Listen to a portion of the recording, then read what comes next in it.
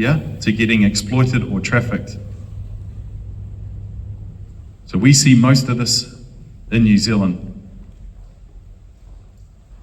Debt bondage. This is a big one in the media. People paying lots of money for the opportunity to come to New Zealand and work. So they will pay something like between 20 or 50,000 New Zealand dollars in countries like Vietnam, Malaysia, Indonesia, China, even India, for the right to come here and get an employment agreement. So that gives them the right to work in New Zealand. So they pay a premium, a big amount of money for the right to come to New Zealand. When they come to New Zealand, this is debt bondage. Debt bondage is an amount of money that is a lot for them. Let's say someone in Vietnam, $20,000 is a lot when your annual wage is only a few $1,000s. So they're bonded to the debt. So that means that they will do anything in New Zealand to pay for the debt. Does that make sense? Yeah? So what we're finding a lot of, particularly in our vulnerable Vietnamese community, is people ending up in cannabis cultivation grows. Yeah? Because when they get here on temporary visas, they can't work. They don't know they can't work until they're in New Zealand, but they've paid all this money to get to New Zealand. So they are vulnerable. They need to pay this money back. So they'll do anything. And so the communities know that they're vulnerable and they will offer them the opportunity to make big money. So forced criminality, people are forced into doing criminal activity like growing cannabis, growing drugs, to pay the money back because they've got big debt offshore. Big problem for us. Forced marriage is starting to become a bigger problem in New Zealand. It's particularly bigger in countries like Australia and Canada, where vulnerable people from particularly the Middle East are forced into marriage. Yep. Particularly young females forced into marriage. Very hard for us to investigate. A lot of these crimes are hidden.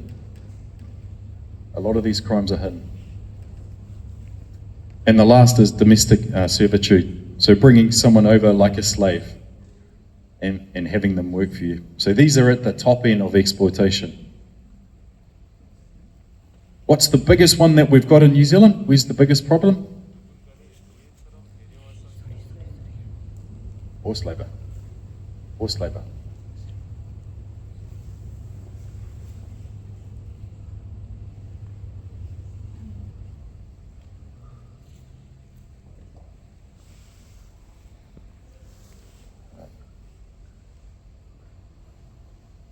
So these are just some examples of cases that we've had in New Zealand.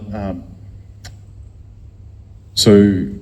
Matamata, does everyone know this case? This was called Operation Star. It was a joint police and immigration investigation into a Samoan man that was bringing vulnerable Samoans into New Zealand over a 20-year period. So I was the lead on this investigation. And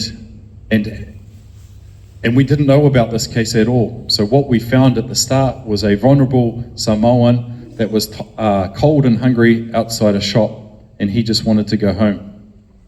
When we started to speak to him, he told us about his life pretty much as a slave. He wasn't allowed to leave, he had to work, and he was completely vulnerable.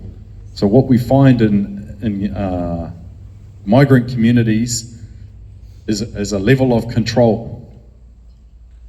Yeah, those that have been residing in New Zealand have a level of control of those that are vulnerable in the community.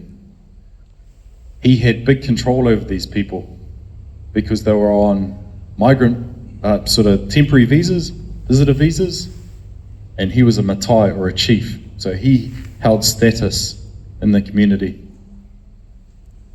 So like I said, over a 20-year period, he was bringing in people all the time to work from him. Stayed at his house, he paid for all their travel costs, paid for everything, offered them big opportunity, brought them to New Zealand, then he exploited them. He sent them out to horticulture or orchards to pick fruit, and he didn't pay them. Yeah. And so when police find these people in the orchard or immigration, because they're not supposed to be here, what do? We deport them. So this went on for 20 years. Yeah? Long time.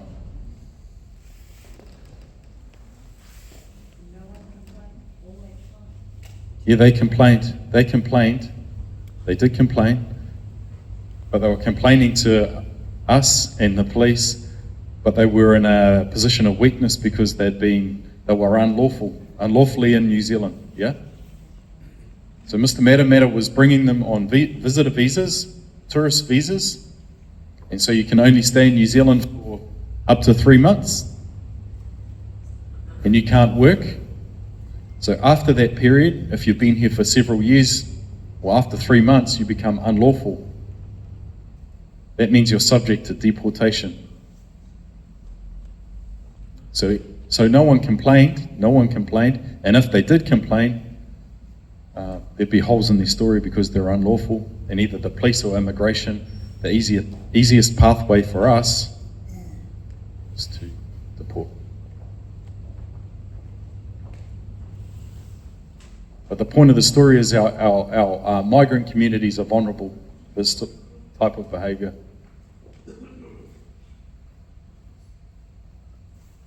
So who can it affect? Pretty much everyone, yeah? Anyone is vulnerable.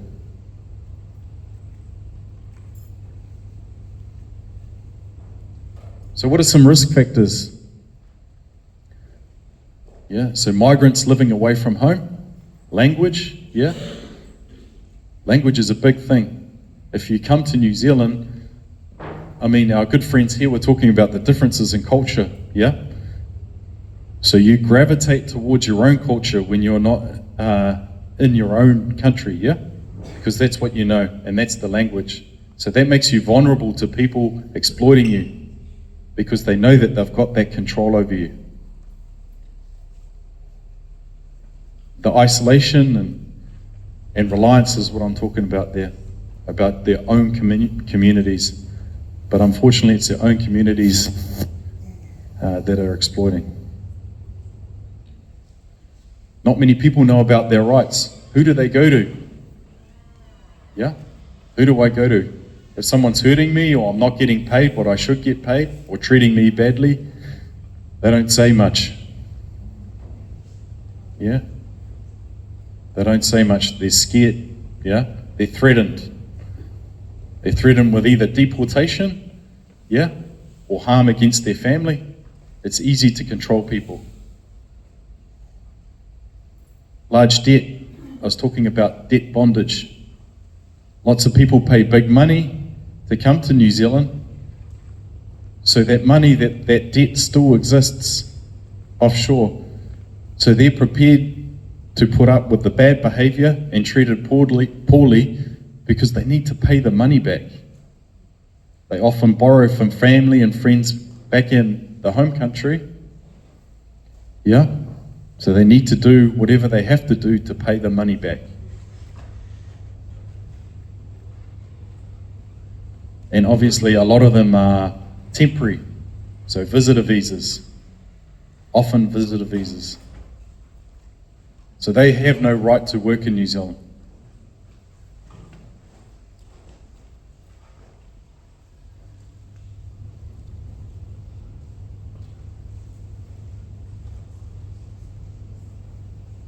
So like I say, exploiters or people that traffic people, move people around, either they deceive or trick them or threaten them.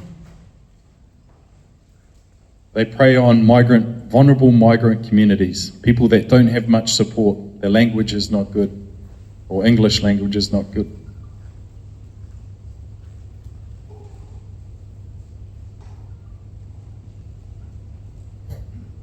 So who are our traffickers and exploiters? Often and unfortunately, the same people in the same migrant communities, yeah? Because they have that control over them. They know the culture, yeah? And so they can exploit, people's vulnerabilities or weaknesses. So that's why today is important. As leaders, we want to protect our vulnerable communities. We need to protect them. We need to know about these things happening in the community. A lot of this stuff is hidden. We don't see it. People are scared to say something.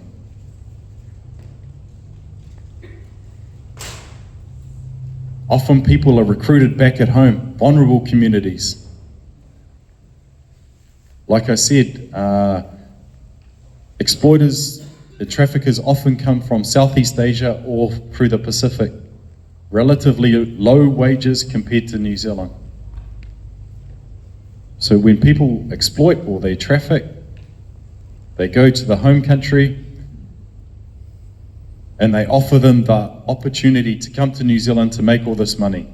Yeah? There's lots of jobs in New Zealand. Come to New Zealand. There's lots of money to be made in New Zealand. I will help you get there. I will look after you.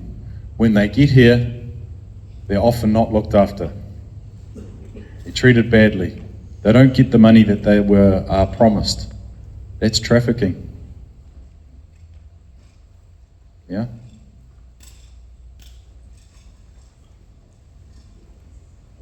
It's pretty hard to read on this, I would have thought. So these are some of the things that you will see that will be an indicator to us or the authorities, New Zealand Police or immigration, that something might not be right. So restricting someone's ability to communicate with those that are home, yeah? Taking away their phones. The biggest thing we find is taking people's passports. Yeah? If you take someone's passport, that's a very personal thing. Often offenders will tell us that they're keeping it for safekeeping, to protect it. Often that's not the truth. That's to keep the control. That's a risk factor for us. It's probably the biggest risk factor that we see. Yeah? Obviously restricting people's ability to communicate.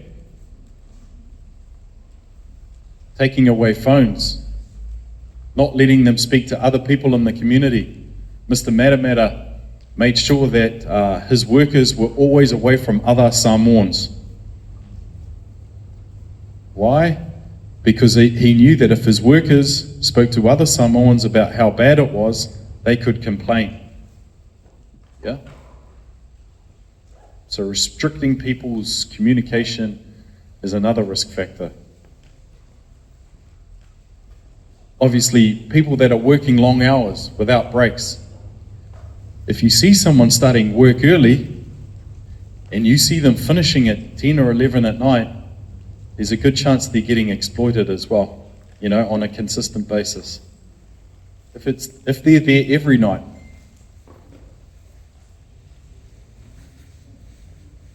People in New Zealand have employment rights, like holiday pay, sick pay.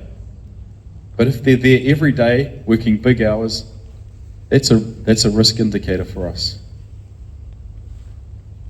We talked about debt bondage as well. So either threatening a person or their family, yeah? Threatening their family back at home as well.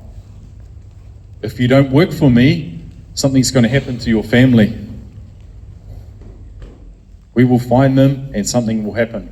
We find that a lot.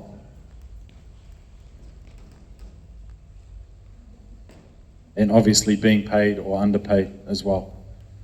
This one here, the cannabis grows, is big for us at the moment as well. Vulnerable people growing cannabis. Big.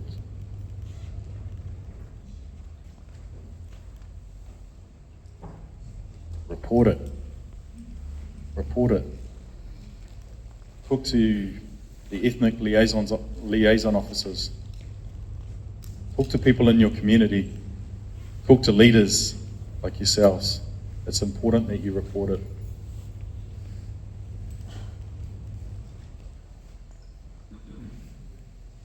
So why don't our vulnerable people report it? One, they don't know what to do. Who do I go to? Where do I go? English is a second language as well. Shame on the family. Yeah? A lot of people, vulnerable victims, know that people that go to countries like New Zealand or Australia, they make lots of money. So there's a lot of shame attached to people that don't make money. Yeah? So when you go home, or when you're not sending money back home, that brings shame on the family. Yeah? It's a big one. And obviously the worry about threats, worry about family members, worry about paying that debt back. That's why people don't complain.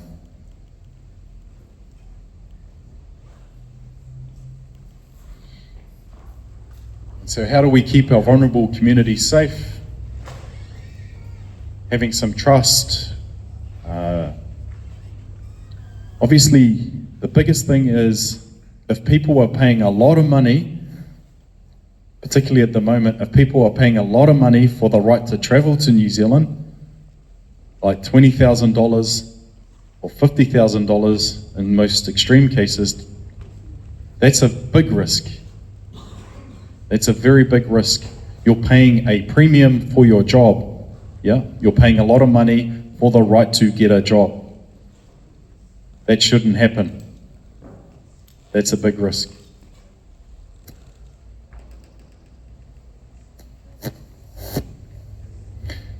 And this is who you should contact. Yeah? You can get a copy of everyone here. This is all publicly available, but I'll make this presentation, everything in this presentation is available, yeah? Cool. And that's some more stuff. But obviously you can get this, I'll give you this, everyone here can have this presentation, yeah. Yeah, you can share. Andrew's got that too. Okay. Questions? Yeah, question time. Lots of questions. Nice questions.